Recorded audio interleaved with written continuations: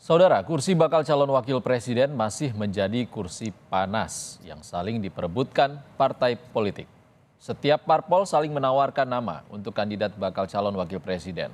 Kita akan membahasnya bersama Direktur Eksekutif Indikator Politik Burhanuddin Muhtadi dan Ketua DPP PDI Perjuangan Eriko Sotarduga. Selamat sore Bang Eriko, Mas Burhan. Selamat sore. Assalamualaikum. Waalaikumsalam. Kita ke Bang Eriko dulu, Mas Burhan. Bang Riko, P3 kan Ya, udah bilang kalau Sandiaga akan jadi kandidat bacawa pres dari P3. Sebagai rekan koalisi ini, PDIP tertarik nggak dengan Sandi? ya, begini, Bung Ihsan, untuk seluruh kita, Mas Burhan, dan juga seluruh yang menyaksikan ini, kalau kita lihat dari pertama kali bekerja sama antara PDI Perjuangan dengan P3, memang pada waktu itu P3 menyampaikan ada 4 nama calon. Nah, kebetulan juga yang tadi menyampaikan Pak Amir Uskara itu rekan kami satu komisi di DPR dan hubungan kami cukup erat, dekat, sehingga pada waktu pertama bekerja sama, P3 menyajikan 4 nama. Nah, terus kemudian pada waktu rakernas kami di Lenteng Agung yang baru berjalan kurang lebih 1 minggu yang lalu, itu muncul 10 nama dari Ibu Mega yang disampaikan Mbak Puan sejumlah 6 nama. Nah, di antara 6 nama ini memang tersaji nama Mas Sandiaga Uno, begitu juga Mas Erick Thohir, itu semua tersaji oleh Mbak Puan di dalam penyampaian beliau waktu konferensi pers. Nah, sehingga apa yang disampaikan oleh P3 maupun apa yang disampaikan oleh PAN itu suatu hal yang memang bukan hal yang baru bagi kami, tapi ini merupakan satu proses yang sangat wajar di dalam menyampaikan keinginan dari masing-masing partai, apalagi dengan P3 kami sudah menjalin kerjasama, kami tidak menyebutnya koalisi, Bung Ihsan, Mas Burhan, tapi kami menyebutnya kerjasama, karena di dalam sistem presidensial tidak dikenal yang namanya koalisi, tetapi namanya kerjasama atau kemitraan, atau kalau kita sebut sering dengan nama poros. Nah, disinilah nanti tentunya proses-proses ini kan masih berlanjut lagi. Ada juga partai yang mungkin tidak terlalu lama lagi juga akan bergabung dengan PDI Perjuangan dan menjalin kerjasama, sah-sah saja akan menyajikan Kalau juga. ya, yang jadi Kalau ciri-cirinya apa sih Bang Riko? bagaimana? Yang jadi ciri-cirinya apa sih akan bergabung? Nah, ya tentu saya tidak baik lah kalau mendahului di sini, walaupun Mas Burhan dia juga sudah tahu kurang lebihnya, makanya beliau senyum-senyum. Tapi jangan saya lah yang menyampaikan, kan tidak baik mendahului sesuatu. Kalau yang ini deh, Ya, kita ke Mas Burhan dulu deh, Bang Riko. Kalau dari Mas Burhan sendiri, kandidat yang cocok untuk Mas Ganjar siapa sih Mas? Menurut saya tergantung kebutuhan. Ada kebutuhan elektoral, ada kebutuhan teknokratik, terutama setelah menang. Apa prioritas buat Mas Ganjar untuk mengelola pemerintahan? Ada juga kebutuhan kearifan nasional, kombinasi antara nasionalis religius, ya. Ada juga kebutuhan logistik, karena bagaimanapun Pilpres membutuhkan dana besar untuk bisa menyapa pemilih seluruh Indonesia. Nah, di antara sekian banyak kebutuhan tersebut, tentu Ibu Mega punya pertimbangan tersendiri.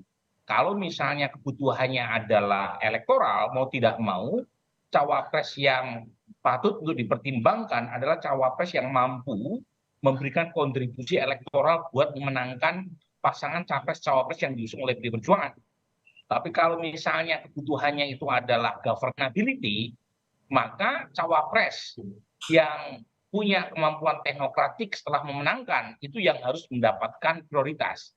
Nah, yang paling ideal adalah dari 4 atau 5 kriteria tadi itu mengerucut pada satu nama. Jadi dia populer, punya elektabilitas tinggi, dia seorang teknokratik, kemudian dia juga mampu memberikan sumbangan ya untuk kebutuhan logistik kampanye. Saat yang sama juga kombinasi Jawa luar Jawa, Islam nasionalis. Jadi semakin banyak irisan, semakin bagus. Nah, tentu dari sekian banyak kriteria, skor yang pertama yang paling tinggi bobotnya. Karena bagaimanapun sebaik apapun cawapres, misalnya setelah memenangkan pertarungan, tetapi kalau programnya itu tidak didahului dengan kemenangan di Pilpres, ya program atau visi misinya tadi ya hanya sekedar indah di atas kertas. Jadi dari 4 atau 5 tadi ya skor paling tinggi bobotnya adalah cawapres tadi punya daya dongkrak elektoral atau tidak untuk memenangkan capres cawapres PD Perjuangan. Kalau Bang Riko menanggapinya bagaimana? Kalau dari unsur yang disampaikan Mas Burhan tadi, kita menyasar satu nama, Sandiaga Uno. Di Litbang Kompas ditempatkan ataupun dari hasil survei dia menempati urutan teratas sebagai bacawa pres. Sebenarnya chemistry dari Ganjar Sandi ini dilihatnya seperti apa sih, Bang Riko? Ya begini, Saudaraku Ihsan, sebenarnya simpel saja. Hampir sama seperti yang disampaikan Mas Burhanuddin. Berulang-ulang saya menyampaikannya bahwa ada tiga kriteria sebenarnya yang memang harus diwujudkan dalam hal ini. Pertama, memang harus saling melengkapi dengan calon presiden kita, calon presiden kami, Mas Ganjar. Artinya apa yang didapatkan dari cawapres ini nanti bisa melengkapi apa kekurangan yang ada di Mas Ganjar. Karena kenapa, Bung Ihsan, apapun juga Indonesia membutuhkan sesuatu hal yang lebih lagi untuk ke depan ini. Pak Jokowi juga mengingatkan di dalam Rakernas, memberikan masukan kepada kami bahwa 13 tahun ini nanti akan menjadi hal yang sangat penting, dan ini ada di pemerintahan yang akan datang ini kurang lebih 10 tahun. Nah, itu sesuatu hal yang kesinambungan dan juga pembangunan ini, serta juga membangun sumber daya manusia yang kuat ini memang tidak bisa dipungkiri. Itu pertama, artinya kapasitasnya. Kedua, bahwa tidak bisa juga dipungkiri, ini penting sekali antara presiden dan wakil presiden ini chemistry-nya juga harus sesuai. Sesuai kenapa?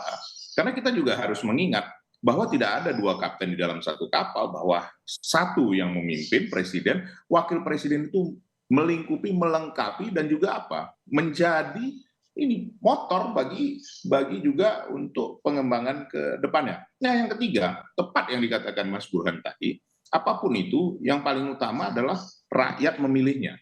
Bahwa rakyat yang menjadi panglima, bahwa rakyat yang menjadi utama. Nah, dari ketiga ini, tentu semua kan harus dibicarakan, Bung Ihsan. Dibicarakan antara Ibu Mega dengan partai-partai politik, tentu seperti pada waktu tahun 2019, bagaimana Kiai Haji Ma'ruf Amin, itu kan dibicarakan dengan semua ketua umum partai politik yang mendukung, mengusung. Nah, kemudian, apa juga yang paling penting? Ini harus didiskusikan, dirembukkan dengan sangat matang bersama Bapak Presiden Joko Widodo. Karena bagaimanapun juga ini presiden dan wakil presiden yang akan datang ini kan ini meneruskan dan juga membuat program Bapak Presiden Joko Widodo dapat terpenuhi dan dapat lebih sempurna.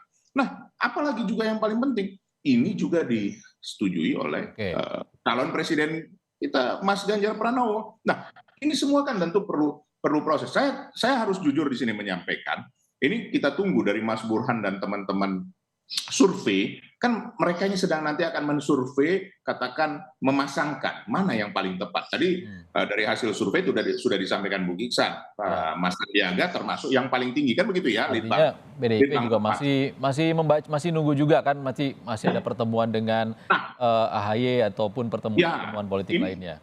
Ini berkesinambungan. Jadi pertemuan nanti Mbak Puan dengan Mas AHY, kemudian Mbak Puan dengan partai-partai lain di dalam waktu dekat ini, itu juga berkesinambungan dengan hasil survei yang dilakukan Mas Burhan dengan teman-teman, begitu juga masukan dari masyarakat. Nah, ini nanti pengkerucutan ini akan terjadi dalam 1-2 bulan. Riko.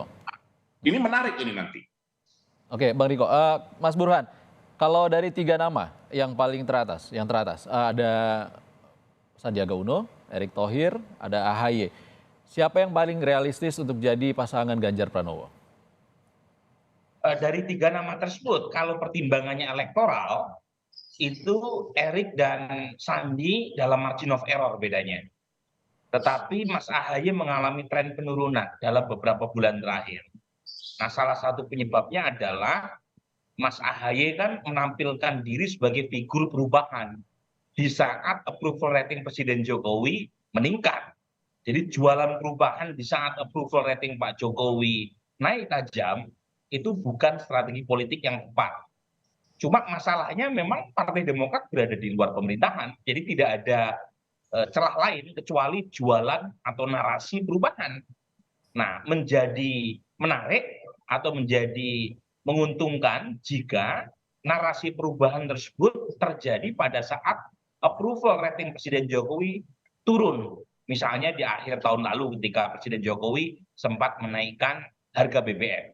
Tetapi kan tidak kejadian sekarang ini. Yang terjadi justru beberapa lembaga survei mencatat approval rating Presiden Jokowi 80-an%. Nah, ini kabar buruk buat Mas Ahy, tetapi menjadi kabar baik buat cawapres-cawapres yang terasosiasi dengan Presiden Jokowi, termasuk Erik maupun Sandiaga Uno. Nah, sekarang siapa di antara dua nama ini yang dipertimbangkan oleh Bung Eriko? Itu kan tergantung dinamika 3 atau 4 bulan jelang pendaftaran. Kalau per hari ini sih sepertinya Mas Sandi ya itu mendapatkan momentum satu karena beliau sudah punya kendaraan politik setelah sempat mengundurkan diri dari Gerindra, dan kendaraan politiknya itu punya Islamic kredensial, partai Islam, sesuatu yang mungkin buat Ibu Mega mendapatkan pertimbangan tersendiri. Tetapi bukan serta-merta Mas Sandi berada di jalur tol menuju pencawapresan oleh PD Perjuangan, karena bagaimanapun ada faktor lain. Bagaimanapun kita tahu Ibu Mega, kalau kita lihat polanya, Bu Ihsan, itu mencari cawapres yang berasal dari tokoh senior NU dan beberapa kali luar Jawa. Oke. Pada titik itu nama seperti Kiai Nasaruddin Umar, Kiai Miftahul Ahyar, itu jangan buru-buru dicoret, meskipun keduanya belum punya nilai tambah elektoral. Jadi anything can happen. Kita lihat ke depan, pendaftaran juga masih lama dan kita mungkin manuver-manuver itu mungkin akan memunculkan nama. Salah satunya adalah tokoh senior dari NU, ya Mas Burhan ya. Baik, terima kasih Burhanuddin Muhtadi, Direktur Eksekutif Indikator Politik dan Ketua DPP PDI Perjuangan Eriko Sutarduga sudah berbagi pandangan bersama kami di Kompas Petang. Terima kasih Bang Riko, Mas Burhan. Baik, selamat sore. Assalamualaikum.